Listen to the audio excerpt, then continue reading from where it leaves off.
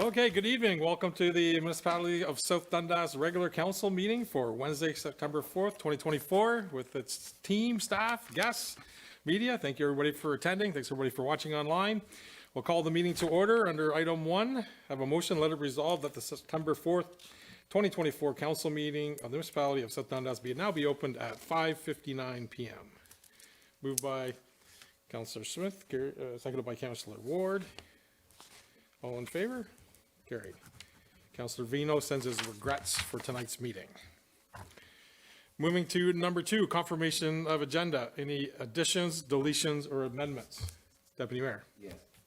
Thank you, Mayor Broad, and I apologize, my machine, I can't seem to log into my computer, but I need a couple things. On 6A, under the action request. 6B? 6B for the CIP. I need to separate the, how do I do this? Motion to amend agenda to separate the CIP recipient resolution. I have 2 motions, grants and loads separate resolutions for the community improvement plan. Essentially on one of the items with the Mooresburg loan, I am on the golf course board. So I need to remove myself on that one. So we'll separate 6B into 2 resolutions, one for the grants and one for the loans. Okay, thank you. And then I'll have to declare pecuniary interest on that particular item. And then the second thing I need to do, or the third thing I need to do, is I'd like to pull under the consent agenda 9A Plaza capital budget modifications, just for discussion purposes. So we'll move 9A to discussion. Okay, thank you.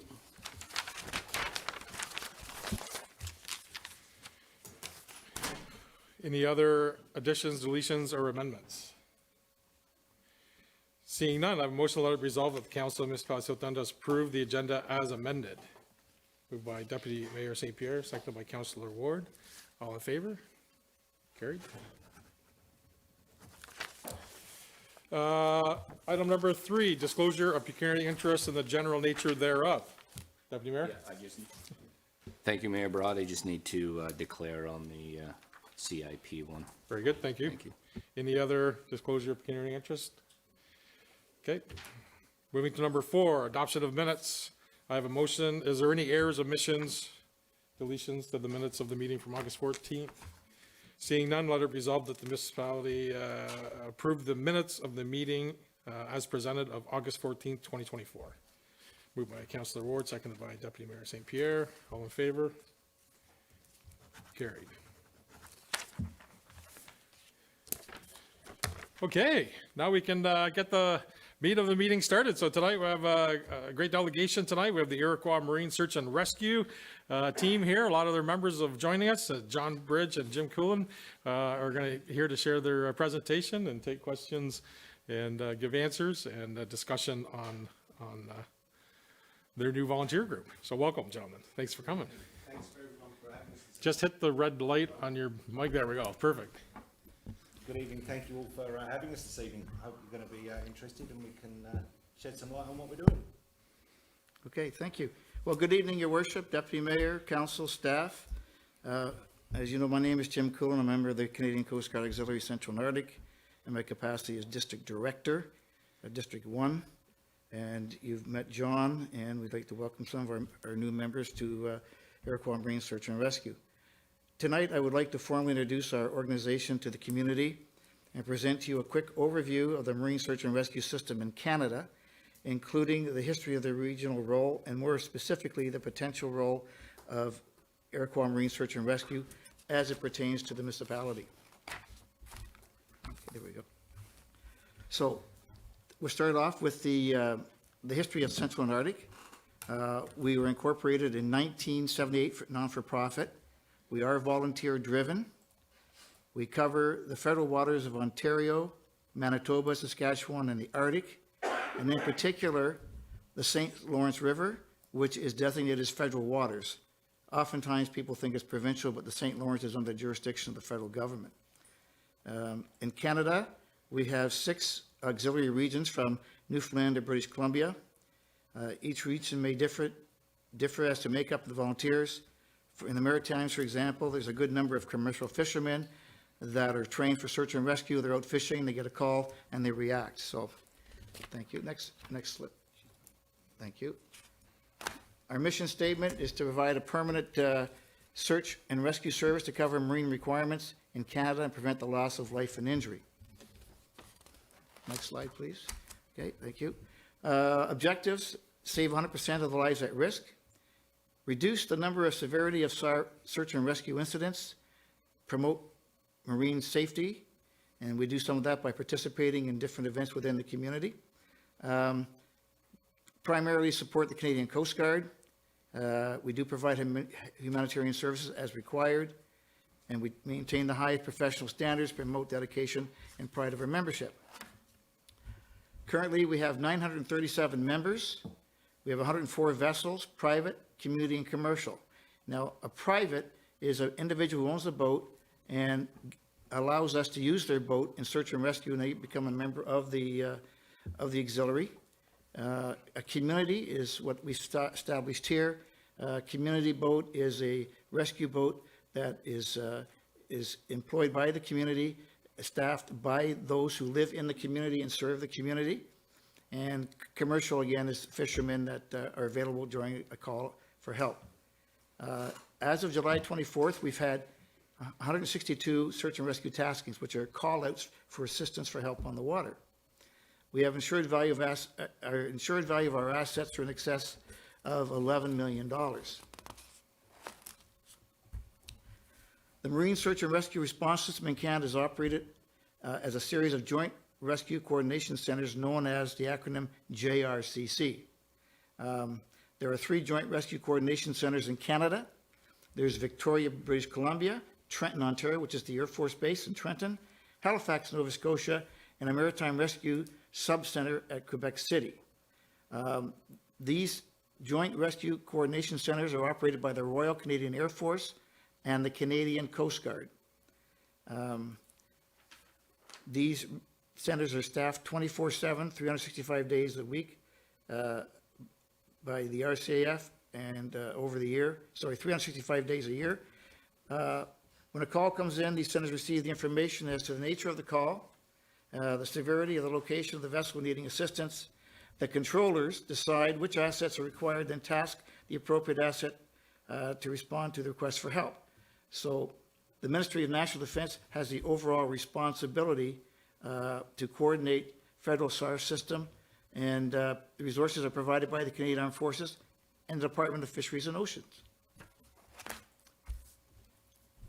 So the JRCC in Canada, on average, from coast to coast, we get about 5,000 calls for assistance. Of those 5,000 calls, the auxiliary handles 30% of those calls.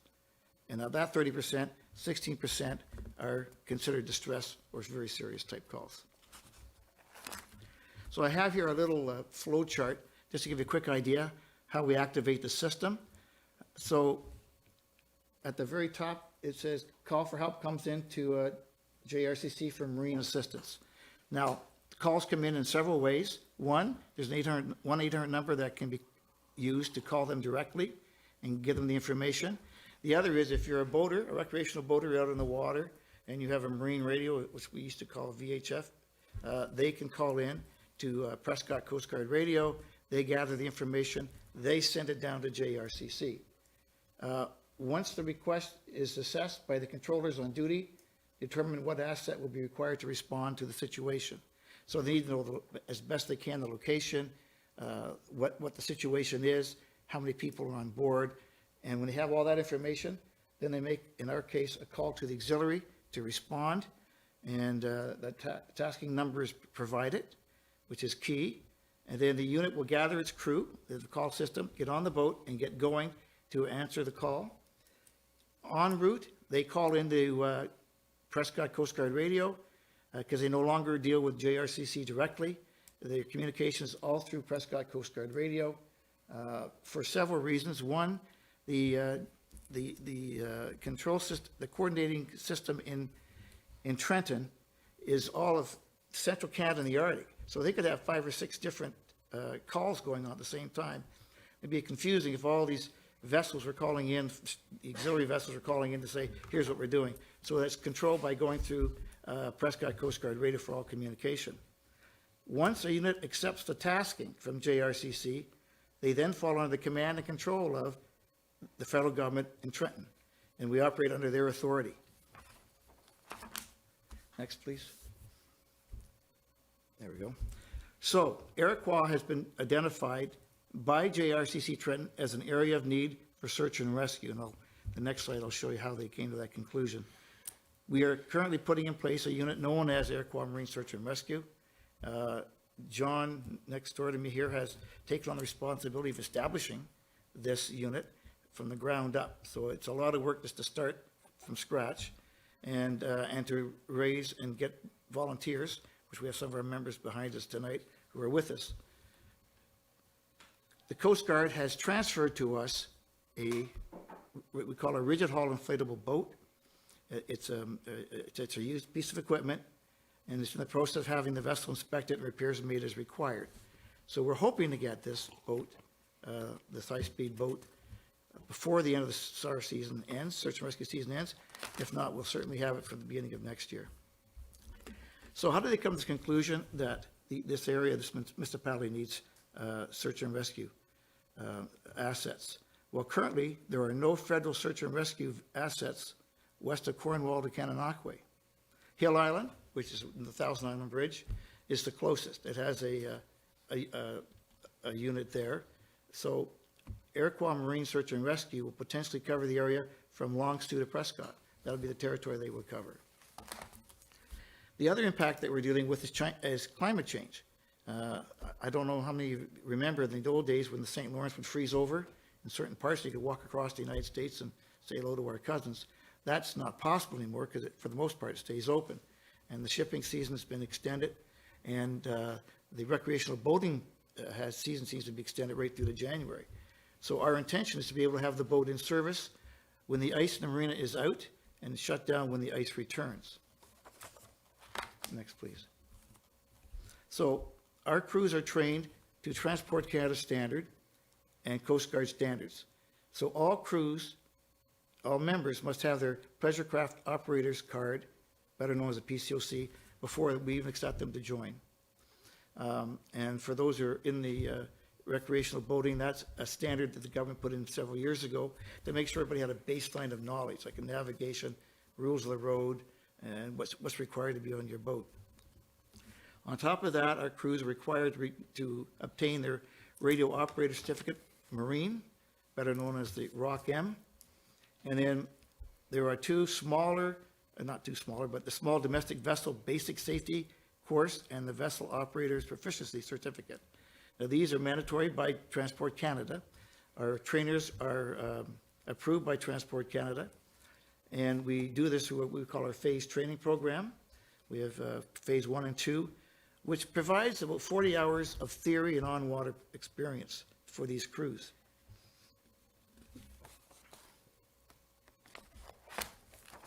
Next one, please. So how do we get funded? Funding for training and the cost to run the boat for taskings by JRCC are provided through what we call the contribution agreement. This is an agreement that outlines what activities permitted by the auxiliary using the funds, such as training and responding to calls. Also, we are required to adhere to Treasury Board guidelines when dealing with expenses. This is a document signed by Fisheries and Oceans and the Canadian Coast Guard and the Canadian Coast Guard Auxiliary Central and Arctic. Each of those 6 regions that I talked about have their own contribution agreement. They are negotiated annually. We're asked as what the request is for our need, and the government says yes or no, and then a budget is produced that we have to adhere to. So it brings us to the other situation is how are the costs the responsibility of the local unit? So up on the screen, you see there's other costs such as general maintenance, repairs to engine. And the middle one there, the annual inspection of the inflatable system. This is a very fast rescue boat. It's capable of going over 42 knots, which, if my math is right, is somewhere around 78 kilometers per hour or whatever, which is considered pretty quickly. And in the event that the rib flips over, right, there's a flotation system that can be activated to right it back up. And that flotation system, we're required to have that inspected annually, physically by taking the rib down to Toronto to have the certification done down there, and then every second year, pictures taken of it, and the system just inspected manually. So these costs have to be covered by the local unit, and that is all throughout Canada. So how do we raise money from the units to cover these costs? Well, we've done car washes in the past. We've done every opportunity to have our name out there and look for contributions to the public directly. We look for sponsorships, corporate sponsorships, and we look for municipal support. Thank you. So to us, being a community unit is very important because our volunteers live and work in this community, and they're going to give us their time to do search and rescue, to serve their fellow citizens in the community. And one of the added values that we bring to the boating community is what we call a courtesy check. And that is a list of safety items required on a recreational vessel. So we go down there, do this ourselves, usually in the spring or the summer, to boaters, and say, hello, we're the auxiliary. Would you like to have a courtesy check done on your vessel as to ensure that you have all the proper equipment required by law? And if the owner says yes, then we come aboard, and we take time to go through the checklist, explain things if they're not clear. And if everything is in order, we'll sign it off and give them a decal with a number on it that says they have been inspected by the auxiliary and that they meet the standards for safety. So if they ever get stopped by the police on the water, they have confidence that they meet all the requirements. You're looking like flares, life jackets, other things, sound signaling devices, what have you. So support of the community is crucial. Without the support, the effectiveness of the service we render may be diminished. So I have a couple examples here, and I don't know, how am I doing for time? Still within time? You're good. All good? Okay, thank you. So I have examples of communities that are non-for-profit incorporated that reflect strong relationships with the municipalities they serve. And please note, the examples I'm going to give you, these are long-standing units. They've been around, for many, many years and have a very strong relationship with their community. So the first one I'd like to share with you is called PARA, Marine Search and Rescue. And it serves the regional of Durham, Pickering, Ajax, and Whitby. It was founded in 1967. And in the past several years, the municipalities have supported them to the tune of $73,600 in 2023, and their 2024 budget was approved for $83,250 to fund. Now, this money is used for other things than training and tasking. We get that from the federal government. So this goes towards costs for fuel on water patrols. We like to do in the summertime when it's very busy, the height of recreational boating, on the weekends or through the weekends, be out on the water, patrolling the area, looking for anybody who might need assistance or help. And we do that quite frequently, and that costs money. And that money can also, in this particular group in PARA, cover unexpected costs. Last year, they had to repower their engines. I won't, two new diesel engines were not inexpensive, they're very expensive. So all this goes towards doing that, okay? Next, please. We also believe it's important that our board members, we have external board members. So the example here is that we have, and I've met these people, Maurice Brenner is the regional councilor and deputy mayor of Pickering, chairperson, he's on their board. Rhonda McCallie, she's a regional councilor and deputy mayor of Whitby, and so on and so forth. So it's very important to us that beside our own board members, we have people from the community on the board, because what's the old axiom? Sometimes you can't see the trees for the forest, right? And so we're just focused on search and rescue, but might be missing different opportunities or other different perspectives, and they bring that and enrich the board. So we welcome that when we get going, that we have members from the community that are not with the auxiliary or the search and rescue system to sit on our board. It can be very helpful. For PARA, their partnerships, of course, the police, fire services, EMS. Now, we also have partnership with the Royal Canadian Air Force, 424 out of Trenton. So our group will train with the helicopter unit, And what they do is, these are the gentlemen that are search and rescue technicians that jump out of a perfectly good aircraft into the water to help people. And we practice with them, lowering them onto the deck, getting them out of the water, lowering them back up, and raising them back up, I should say. Our units this year have also trained with the Hercules at night. We have what's called dewatering pumps. So if a vessel is sinking, we have a gas-operated pump that'll take the water out of the boat and back into the river. And what they do is they practice dropping that item at night. And one of the questions they asked the coxswain is, how close do you want to get? And he said, just when it splashes the upper part of the deck is close enough, thank you. So, and the reason we do this is because a vessel could be in serious trouble, and it could be a commercial vessel, right?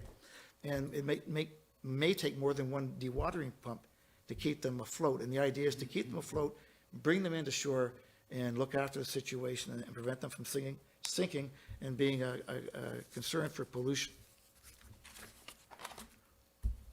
The next one is the Hamilton Beach Rescue Unit.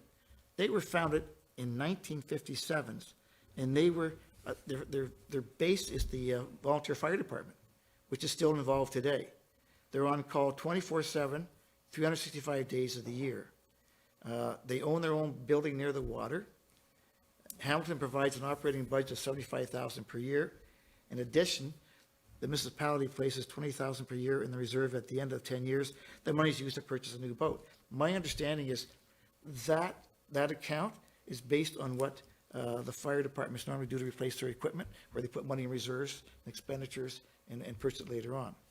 So that's Hamilton. They're in the harbor, which is very shallow. So we have the Sky Bridge that goes over to Burlington, and they have calls out, even in the wintertime, to go out.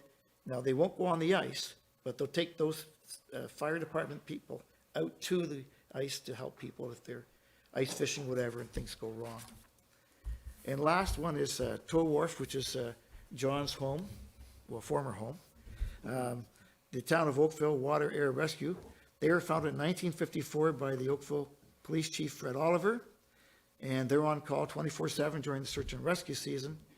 By the way, I should mention that all our community units have a cap of 50 members, so we have enough people that are always available to offer 24/7 response. And they have a council member from Oakville that is on their board, and they receive an annual grant from Oakville of $32,500.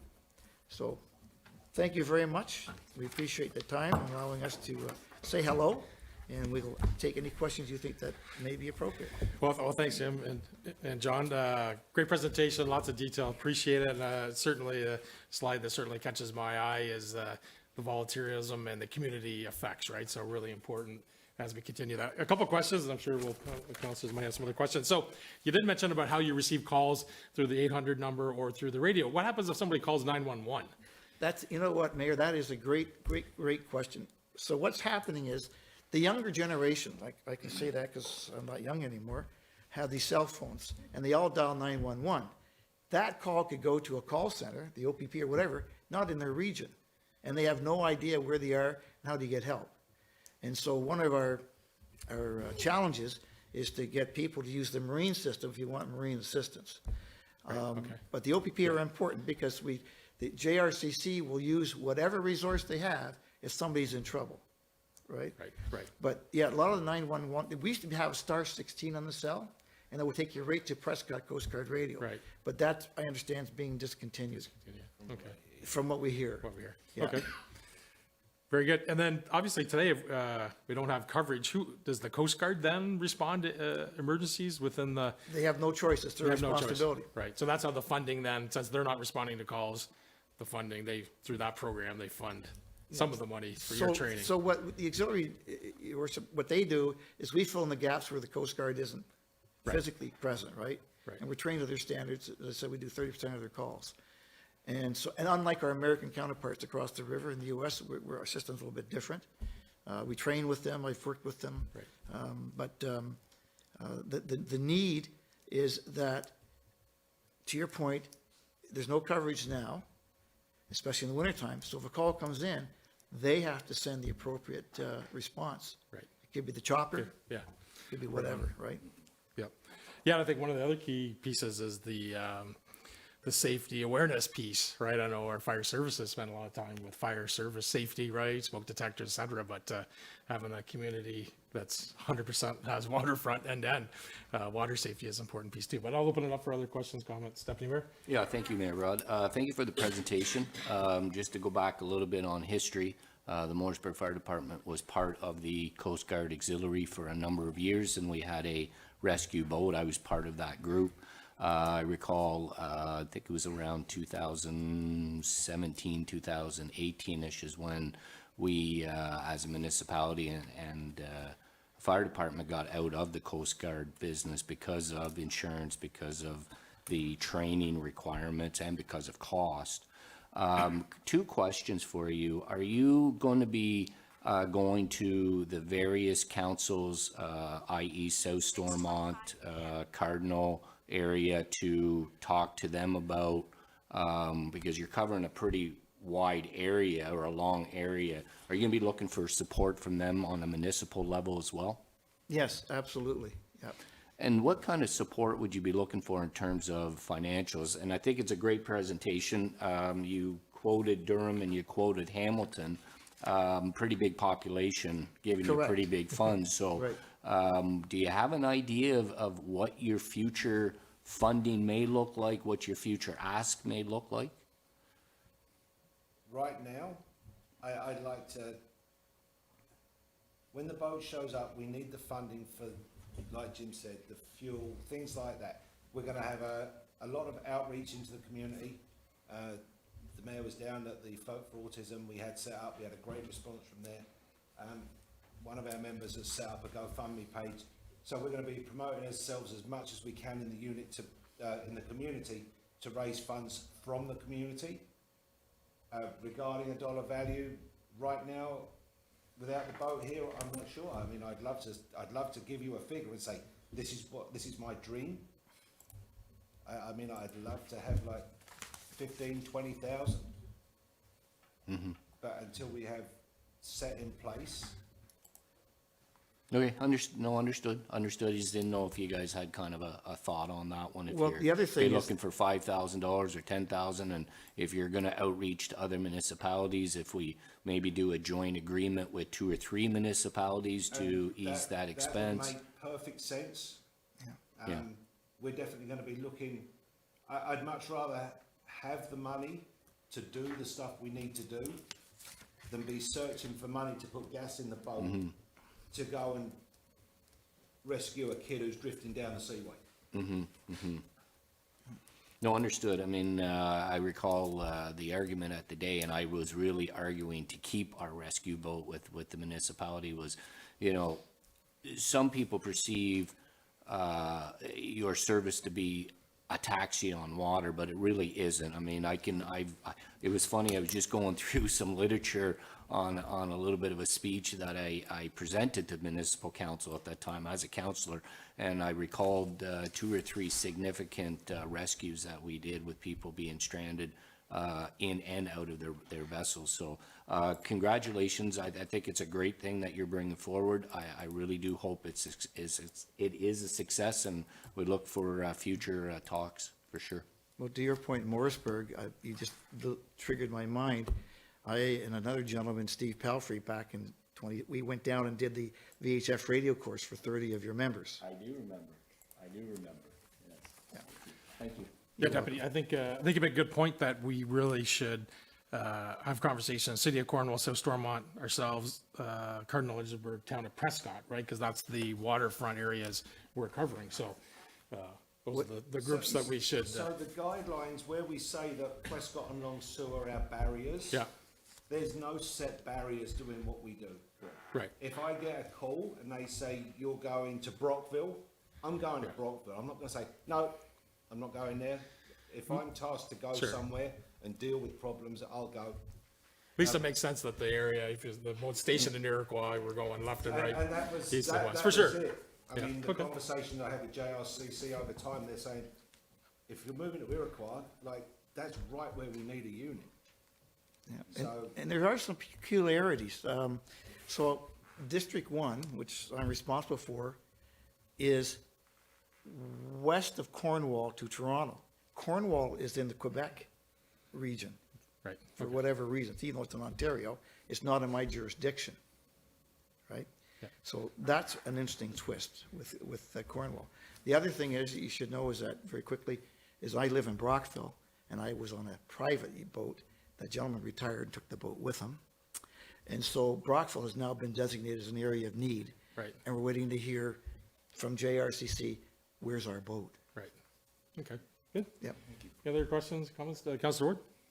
Yes, thanks, Mayor. So thank you for your presentation, and it's great to see this. I think it's definitely needed. I guess the only question I have, so just so I have a better understanding, and I'm sure there's some folks that probably may also need clarification that don't vote, that don't understand how this works. So the federal government is responsible for the St. Lawrence River, correct? For search and rescue, For yes. search and rescue. Yeah. So if they don't have a rescue unit in our area, I'm just trying to understand, and please don't take offense to this, No, no. why that's a municipal responsibility to subsidize. Should the federal government not be placing more emphasis on the funding for that? Like, is that a lack of federal funding for that? Like, I'm trying to understand why there's a shortfall, I guess. That's a good question. I don't have a hard answer, to be frank with you, but it's just that, in my presentation, the Ministry of Defense is responsible for the search and rescue on federal waters, and the St. Lawrence is federal waters. And so they do provide. Now, years ago, we had to get our own boat. We had to raise money in the community. They're giving us a boat. This is something relatively new. All right? So they're giving us that, and we're going to train and use that. But it only goes to a certain, there's only so much money. And, when you look at our Central and Arctic, we cover, let's say Manitoba, Saskatchewan, and the Arctic. And that's a big territory, and we only have so much money that's available from the government to cover those areas. Right. And so what happens is the municipalities or the local, pitches in. Now, is this unusual? Not really. If you're familiar with the RNLI in Great Britain, the Royal National Life Boat Institute, they're all volunteer-driven. They raise the money, and, and they're funded in part by the community. So it's not, in Europe, it's not unusual. Okay. I'm just wondering if perhaps we should involve the MP too, because I do think that's Yeah, a well, bigger yeah. discussion. Yeah, of course. I Of think course. that they should be equally funding everyone along federal water, but I agree, like, I think we definitely need this service, so, like, to the deputy mayor's point, I hope it's a success, and hopefully you get support too from other municipalities. I'm assuming you probably will, but thank you. So a question for the deputy mayor. I hear did you do the training? Yes. Do you have your riot certificate? No. It has expired. And I remember the training that was put into it. They don't expire. So your riot Well, certificate we, is good? actually, we did. We got a letter, a number of members got a letter saying that we were no longer part of the Coast Guard Auxiliary. Yeah, but the certification that you got Is still valid? is still Oh, yeah. valid. Yeah, Then I that's would still- federal. then I That would still doesn't have go- that. So if you've got your riot cert, I know where you're going with that. I think I might be a I little might have to busy use my these days. gavel for the first time here. Yeah, on him. Welcome aboard. Very good. Any others? Councilor Smith? Yeah. Thanks for your presentation. The only thing that I was thinking was if we could get this all figured out in December, we're going to be starting budget talks for next year. So if there's an ask that comes through, if we get it done for our grants and donations list for 25 budget at the minimum. Thank you. So by December. so just a bit of background on me. I've been in Iroquois for 2 years. I was with Tow Wharf. I actually still on their books. I did 3 days over the long weekend and did 3 rescues over the long weekend. I hold coxswain certification for 6 of those 10 years. Trained numerous crews, multiple day searches over my time. Missing people, I've pretty much done it all. I've run multi-vessel searches, and it's great because we have authority over the police. Awesome. Yeah, very good. Very good. Awesome. Well, thank you, Jim. Thank you, John. And thanks for your team that's come tonight to join you and support you. So I see local faces in the community, people I work with. So it's great. It's great that you came tonight, and you're on record now with what you're doing. So that's great. Thank you very much. Appreciate your time. Yeah, feel free to leave. You don't have to stay for.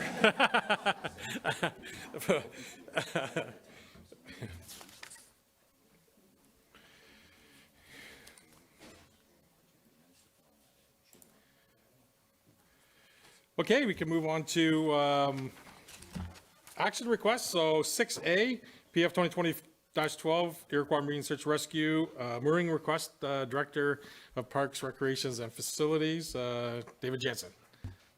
Thank you, Mayor, and good evening, Council. So hopefully we don't have too hard-hitting questions and you guys got all those out of the way because the people who had the best answers for you just left. But in front of you is just a quick report as a follow-up to the delegation that you just received. They are starting a little bit of their planning. They don't have their boat yet, but they would like to dock their boat at the marina, which is owned and managed by the municipality. So in front of you today is just a little report outlining that. Just for this year, so what we're looking for today is just approval of when their boat arrives this year. They can put it in at the marina for the rest of the search and rescue season. As it's already been discussed today, John's well aware of it and the grants and donations end of things. So hopefully they'll get their grants and donations request in for next year, similar to everybody else. And I will note that in my option 2 there, you did see I implemented a little bit of a money transfer within the grants and donations, but that's mostly just an administrative thing on our end and still for discussion next year during grants and donations, not really something we need to get into the weeds about today. Comments or questions, Councilor Ward? Thanks, Mayor. I think I'm comfortable with option 2. I don't see it as a granted donation, to be frank, because if we're going to fund it, I think it's going to be a continuous operations. So wherever that falls, we'll let the staff decide, but I don't see it as a granted donation. I know Councilor Smith mentioned it, that I see it as a service cost, but up for discussion. So I'd prefer option 2 this year. Just let it fall at no Yeah. cost. And Yeah. Yeah, Councilor Smith? Question for Director Jansen. How full is the marina right now? How much empty wall space is there? So through you, Mayor, this would, I believe, be our last wall space. We have no wall space left with power, so they're getting a little bit of the remnants right now. And so the wall's usually sitting at about 80 to 90%. And then the floating docks, I know that they have been back and forth whether they want on the wall or the floating docks. I know this report's written wall, and they're still waiting for the boat to really finalize some of their decisions. But the floating docks are sitting at about 50, 60%. Okay. Okay, cool. All right, so, just the direction of a motion, this outside the accept report, PRF 2024-12, to provide mooring to Iroquois Marine for their 28-foot boat at the Gallup Canal Marina at no cost for the remainder of the 2024 season. Moved by Councilor Ward, seconded by Deputy Mayor St. Pierre. All in favor? Carried.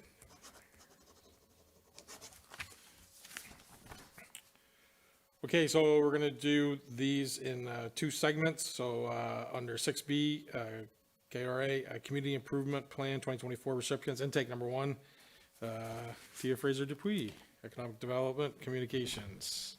Thank you. So, just to provide a little bit of background, the Community Improvement Plan offers business and commercial owners or renters the opportunity to access funding through grants and loans to improve their buildings. So the 3 categories are the interest-free loan to a max of $20,000, which is repayable over 5 years. The facade grant is a one-time grant of 50% to a max of $4,000. And the signage and awning grant is a one-time matching grant of 50% up to a max of $1,000. So we'll do the grants first. So H&I, Country Supply in Princeton, they are replacing tin, adding an ice guard above the doors, and flashing. And so they're looking for $2,500 between the facade and signage awning grant. Their total project cost is almost 8,000, so they're eligible there. And then Morrisburg Plumbing and Heating is looking for $1,000 for the signage grant to replace the existing sign that they have right now. They're just revamping it a little bit, making it more accessible to read, changing the font, and the total signage cost is $24.68, so they're eligible as well. The CIP committee did meet to review all of the applications, and these are the two grants the committee is recommending to approve. There was $10,000 budgeted for the grants, and this would only use $3,500. So we are looking to do a second intake, which would open Friday, the 6th, and close October 18th. Very good. Thanks, Mr. Pui. Questions, comments? Okay, so I have a motion that Council Municipality of South Dundas approve the following commercial building improvement grants as recommended by the South Dundas Community Improvement Plan Review Committee. Number one, H&I Country Supply, $2,500 facade improvement signage awning grant, and Morrisburg Plumbing and Heating Limited, $1,000 signage awning grant. Moved by Councillor Smith, seconded by Councillor Ward. All in favor? Carried. Deputy Mayor. So we'll move to the next piece of the KRA. So under number 3, Ms. Fraser Dupuy. So this one is the Morrisburg Golf Club. So they are looking to replace their grounds building to store all of their equipment under one roof. So they're looking for the full $20,000 loan, which would be repaid over 5 years. Again, and that was approved by the committee. Yes. Approved by the committee. Questions, concerns? Councillor Smith? Yeah, the only question I had was, so there's a limit for the grant money of 10,000 for the year. Is there a limit to the loan? Like No. they just loan amount, so like, there's no cap on it? So there is $20,000 is the cap for the loan, Yeah, but the per- loans per- aren't. Per submission, Yes. correct. So is there a limit in total, like the whole scope of the whole? Budget wise? like- No. No, There's not. It okay. doesn't affect the budget. Okay, I was just curious if there was a total limit for the whole. Yeah, like for how the many whole- do we currently have Yeah, ongoing? Yeah, Right. that's, yeah, I was just curious if there was like a limit to the Sure. scope of the program. Right. That's, yeah. And how many do we already have Sure. ongoing? Yeah. Yeah. And if, obviously, we don't know the second, that's, Nope. Deputy Treasurer Mason. Yes, go ahead. Thank you, Mr. Mayor. Through you to Councillor Smith, we have currently one loan that's due to be settled this fall. Okay. So we have lots of opportunity, right, at this point, if people are interested, so, okay. Any other questions, comments? That's great. Okay, I have a motion that the Council Municipality of South Dundas approve the following commercial building improvement loan as recommended by the South Dundas Community Improvement Committee Review. Morrisburg Golf Club, $20,000 improvement loan. Moved by, pretty easy, I guess, moved by Councillor Ward, seconded by Councillor Smith. All in favor? I'll put my hand up for this one. Carried.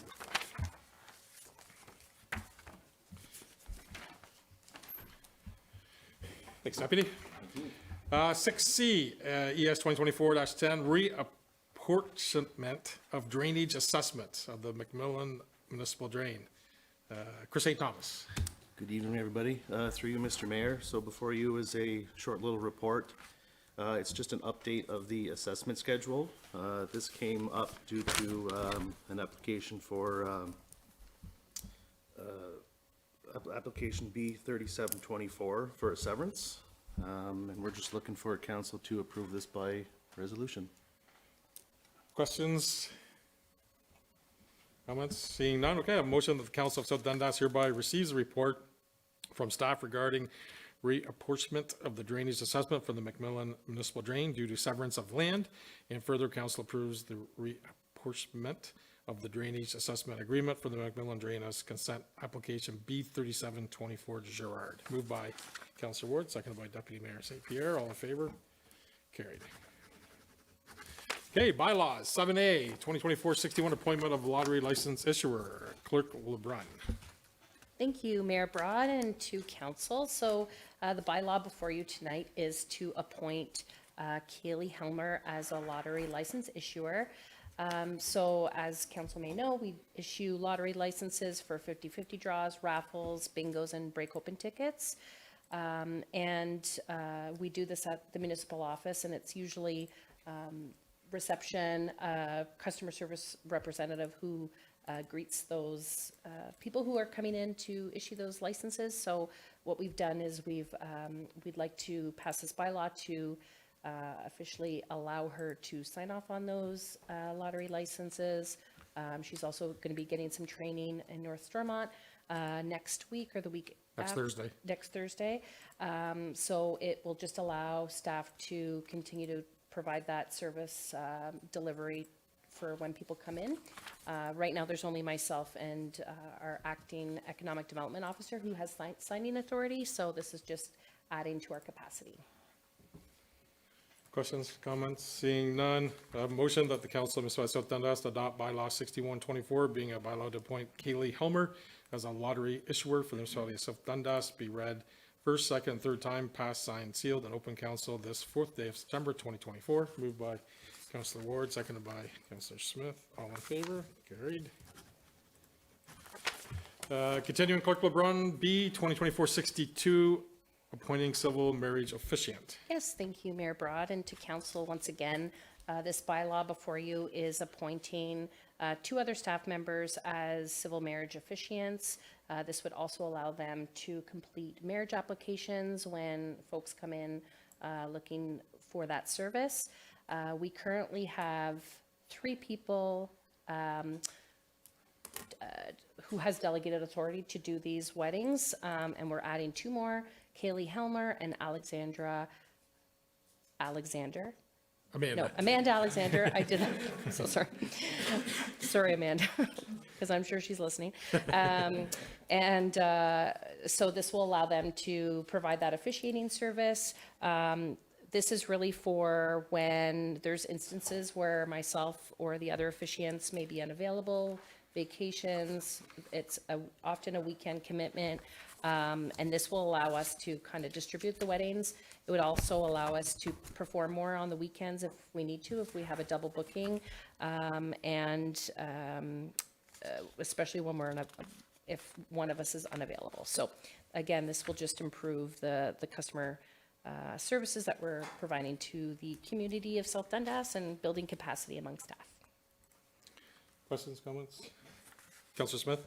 Yeah, through you, Mayor Broad, to the clerk, how busy are we with doing these civil marriages? Well, How many per year approximately? ooh, I'd have to pull that number. I would say, I'd be guesstimating, Councillor Smith, but I believe Tia can probably pull those stats because she tracks them. But the wedding season is short, I would say, and it's usually from May to October.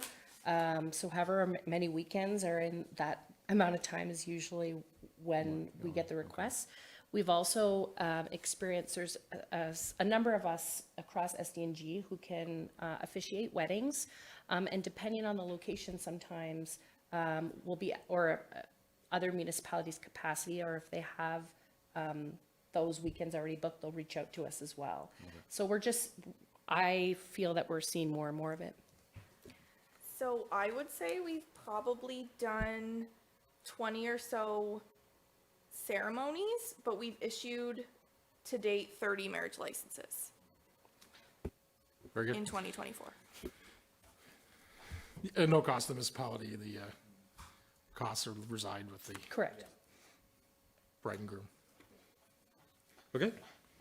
So I have a motion that Council of South Dundas to adopt bylaw 2024-62, being a bylaw to authorize and delegate the authority to Kaylee Helmer and Amanda Alexander to provide marriage solemnization services for the corporation of the municipality of South Dundas. Moved by Councillor Smith, seconded by Deputy Mayor St. Pierre. All in favor?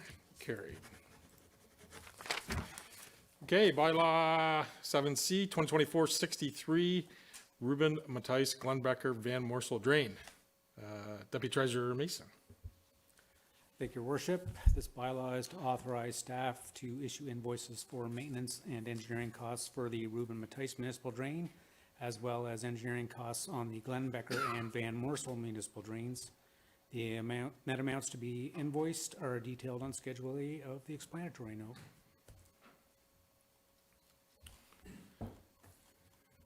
Questions, comments? Counselor Smith?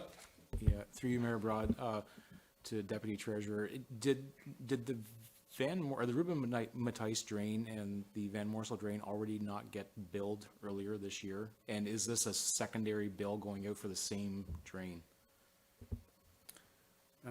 Through the chair to Councillor Smith, no, what was approved earlier in the year was the Section 76 engineering of the assessment schedule. So those costs are actually being assessed to the watersheds now Okay. of that service. And the maintenance on the Ruben Mattice started in 2021 and finished in 2023. So this is the first opportunity to assess that out. Okay, and secondary, when will the final bills, everything likely be going out? Through the chair to Councillor Smith, the invoices will be due the end of October, so we'll have them issued by the end of September. Okay, okay. Thank you. Thank you very much, Councilor Smith. Thanks, Deputy Treasurer Mason. So I have a motion that bylaw 2024-63, being a bylaw to assess the maintenance and engineering costs of the Ruben Mattice municipal drain and the engineering costs for the Glen Becker and Van Morsel drain be read past open council, signed and sealed. Moved by Councilor Ward, seconded by Deputy Mayor St. Pierre. Thank you. All in favor? Carried. Okay, boards and committees under 8B, Councilor Ward, any updates from the youth working group? No, Mayor, we're still waiting to have a meeting with the high Okay. school. Very good. So, once we do Okay, that, I'll. very good. This might be short, Community Improvement Plan Committee meeting. Well, no, no update. No updates, Tia did a we saw the fabulous job. updates tonight, very good. SD&G County Council meeting, Deputy Mayor St. Pierre and I attended, August 26th. We had a review of the asset management plan to see where funding was needed. We organized a committee and with the terms of reference for communities asking for funds from a social standpoint.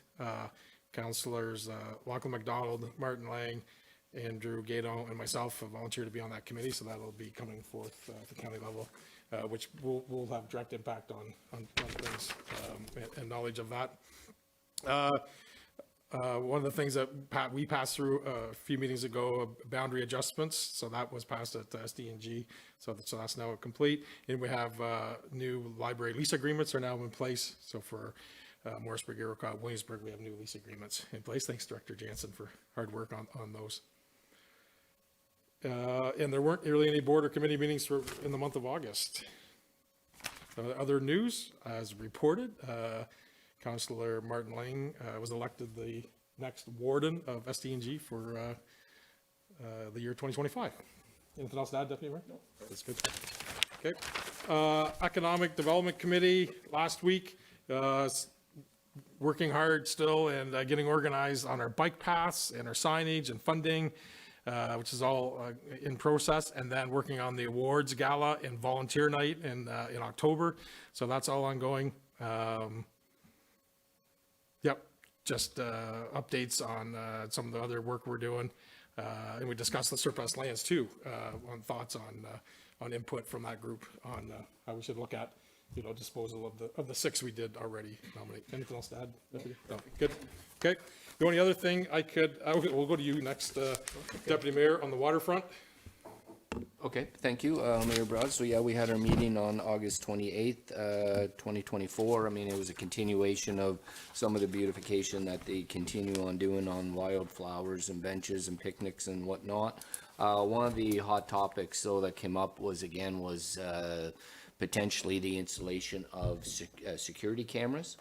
A waterfront committee would like to explore the possibility of putting up cameras. They don't know how many, they don't know exactly what they would do, the functionality of it, but before we, with David's support, before we told them just to go ahead and run with something, I thought we should bring that back to our council and staff to see if that is really what we want to see in our waterfronts or on our properties or cameras. it's kind of a twofold thing, right? I mean, we're being a little reactionary to all the vandalism that has occurred in Mooresburg, and it does occur in other places. So if you put them up, then are we being too overprotected? If we don't put them up and more vandalism happen, then are we unprotected, right? So I'm not suggesting we need to have a discussion now, but I think what I'd like to do is open it up, maybe get a key information report on the, if possible, on the next meeting, and maybe have a fruitful discussion with staff and council if that's the direction. First of all, if that's what we want to do. The committee can still go ahead and gather up their own information about it to present it, but I guess that's the question I would have for the Yeah, I council. think just thinking of Inspector Blanchard was here, and he suggested it was a good idea. Correct. At that time, so we'll, Correct. more discussion for sure. More discussion? Sure. Yeah, Doctor? so just to add on to what the deputy mayor said, so I think what the committee was sort of looking for was a little bit of feedback from council before they put in the effort, just something that council would like them to put in the effort for. I don't really want to go prepare a key information report at the same time as we'll be duplicating our efforts. So I'd rather just, if this is something that council's okay with the direction that the committee is going, then the committee will continue down that path, and then they'll come back with a recommendation to council that will probably mimic what the municipality would be looking at anyways, right? I'm good either way, David. I just didn't know what was first, the chicken or the egg. Should we be given a nod for them to do it, or should we have a fruitful discussion before they do it? I'm okay either way, to be honest with you. Are we okay with the committee kind of moving forward with gathering up Yes, more absolutely. information? Yeah, if they Okay. want to go ahead and do that, sure. Okay. Yeah, so I think cameras are a good option that we should definitely investigate, so let's do that, and if it turns out that in the end we don't, then that's on us. Perfect. Right, does that make sense? No, So that's let's go ahead and with the intention of, we're highly interested in having the cameras based So, on. Yeah, what I'll do is I'll move forward, and rather than Yeah. duplicating issues, I'll work with the committee, and the committee and myself will work on preparing a report for all of South Dundas. Yeah, and I kind of, sorry, through you, Mayor Broad, I was kind of, that's where I was going with the key information report, was not just you solely, but working with them as well. Yep, and just the last committee, CO Mills, Director Jansen, and myself attended AMO, I guess 2 weeks ago now.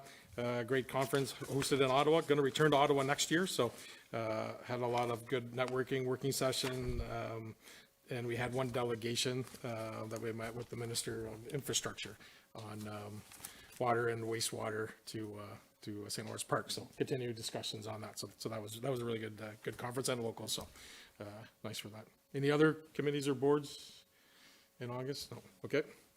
Okay, consent agenda. A, we move to discussion. B, Community Sport Recreation Infrastructure Fund. C, KRR for Run for Cure. D, notification Ministry of Municipal Affairs and Housing, provincial planning statement. E, Ontario Land Tribunal rules related to new e-file portal. F, resolution corporation of the town of Bracebridge, AMO, OMA joint resolution campaign on physician shortage. And G, correspondence, the Corporation City of Cambridge Mental Health and Addiction Crisis. Have a motion to accept all the items on the consent agenda. Moved by Councillor Ward, seconded by Deputy Mayor St. Pierre. All in favor? Carried. Discussion items, so we'll go back to 9A, the Plaza Capital Budget Modification. Deputy Mayor, you got a question for Well- Dr. Jansen, I guess, probably is the. Yeah, thank you, Mayor Broad. It wasn't really a question. One of the things that caught my eye in your report was the elimination of line painting. I know that it's a Band-Aid's fix. David, you and I have had that discussion before, but west of the grocery store, that is becoming a very dangerous spot in terms of vehicular movement. We got parking in the middle. When you're kind of on the east side, you're supposed to be going one way. The west side, you're supposed to be going another way. There's no stop bar there now. So I still would like to see at least that little portion get line painting with the directional arrows again, stop bar and the parking. I know that it's a cost, but I think in that location, I think it's needed. So I'd like to get support for David to move forward with that. Councillor Ward? Thank you, Mayor. So I actually had similar concerns to the deputy mayor, so I'm on board with that as well. I think it definitely needs some line painting there, so if it adds more, then I think that's Okay. fine. It's safety. Sure. It's important. Yeah, so Dr. Jansen, so appreciate the cost savings, but for the few areas that you feel are safety required, let's paint them. Okay. Perfect. No, Councillor Smith? Through you, Mayor Broad, I'm just curious on the grinding of the sidewalks. Do we have like an approximate cost of how much that may, the total may be for that, or still nothing concrete yet? Sorry, the pun. Good pun. So yeah, through you, Mayor Broad, I've already met with, we do have, under our recurring services contract, we do have some concrete services included in there. Obviously, it's a very difficult one to quantify your price, so it fits very well in the hourly services. So we've already got some rental rates, and we're working on, you know, the hourly rates, and basically we're just trying to make that work within our budget. And seeing how long it's gonna take, because we don't know exactly if it's gonna be, you know, one night and we can get 40 of them done, or if it's gonna be one night and we can only get 20 of them done. And it's just sort of make sure, so we'll get done what we can get done within our approved budget. Very good. Thank you.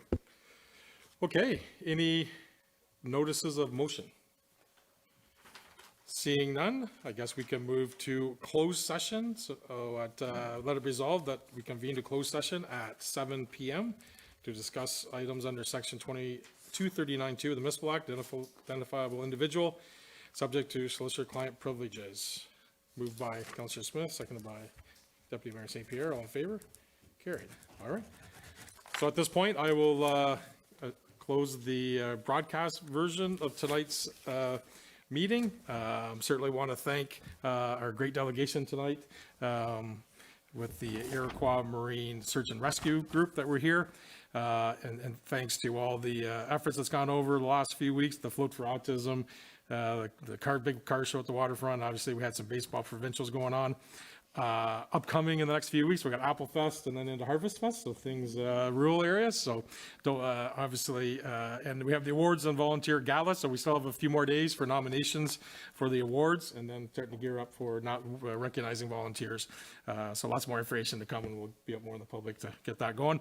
Two things, obviously, farm season, harvest season approaching, not quite yet, but soon, so be aware of tractors on the road. And lastly, today was the first day back to school. So I know we've had resolutions on school bus arms and cameras and continue to promote safety for school-aged children and the buses. So please, everybody, stay slow, watch for the yellow buses, watch your children out and about getting on buses. All right, as for the council meeting for Wednesday, September the 4th,